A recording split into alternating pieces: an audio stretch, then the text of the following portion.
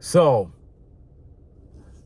a person and myself were having a conversation about fulfilling our missions or pushing the boundaries or something along those lines that deals with not losing your identity, not being washed away with pluralism, maintaining self. And we looked at how, well, there are two people that we both know that used to be involved in the halls when they first came around, and they no longer involve themselves like that because they found themselves. One just started hanging out in the woods, taking pictures with nature. The other one, both women too. The other one got involved with philosophical type of freedom that gave her what she seems to have been looking for. In each case, they stepped outside of their comfort zone. Two total different people,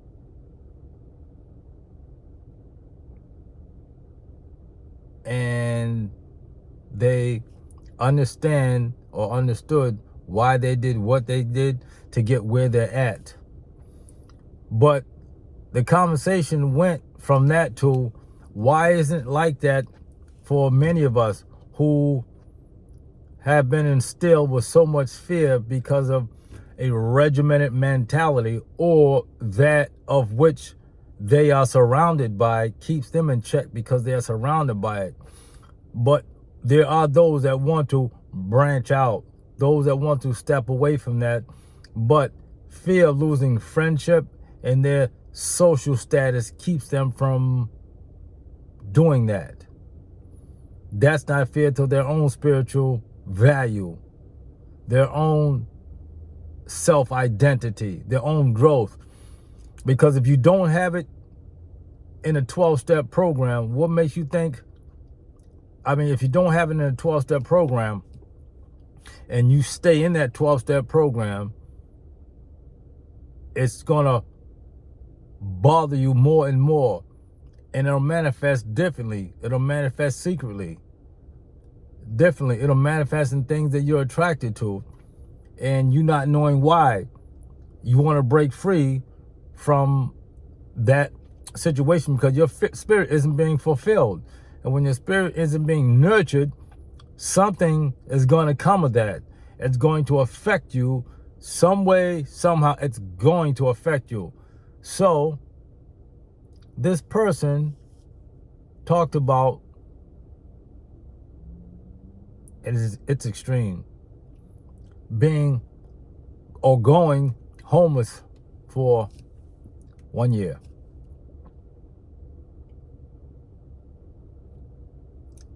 One year, that's a long time for that undertaking.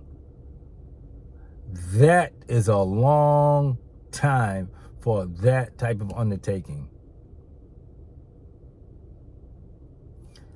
It's for the undertaking.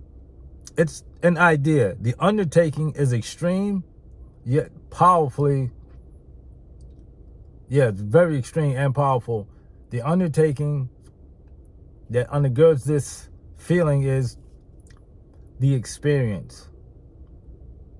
You see videos all the time of people doing extreme things and what kind of experience they get out of it.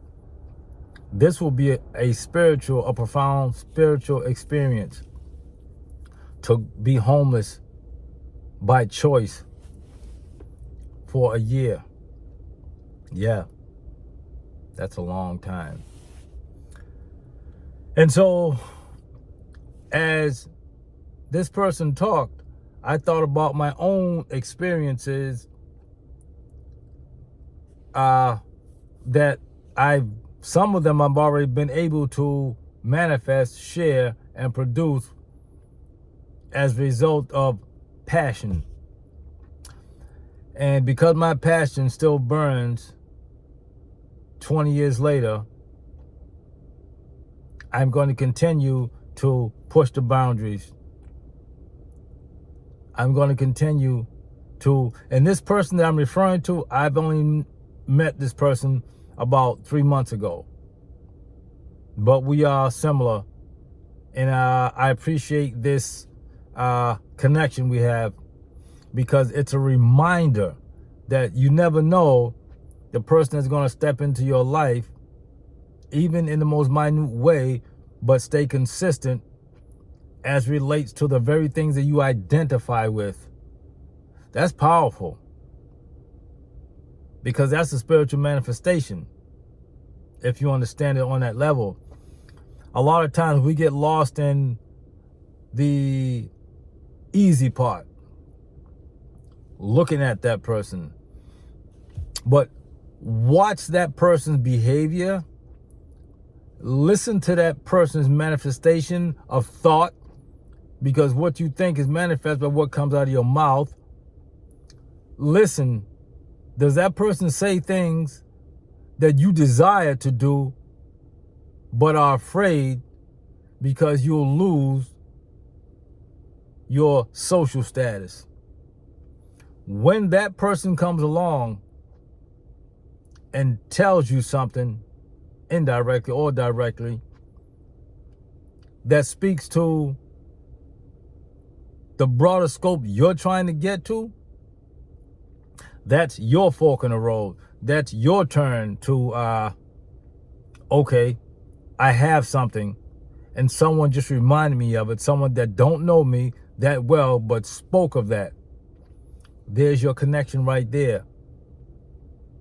See, everything we're looking for is a reflection of what's already manifest in another soul. We just get caught up in the psychological part of relationships with certain people that subscribe to certain things that are popular sentiments, and we just fall into that.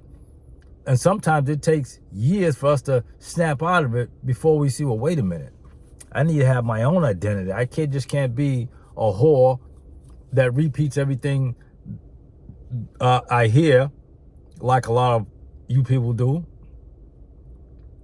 A lot of times it just, you don't know no better. Then it becomes conditioning, and then it's fearful, because if that same crowd that you're used to disappears, then you're left on your own. What do you do then? Do you become creative, or do you repeat the trends that were laid before you? So yeah, that's a serious undertaking. So for all you talented people that's sitting out there that's going to hear this, think about what it is that you want to do, that you can do, and why you won't just do it. Nike makes plenty of money. They put plenty of money into the ad.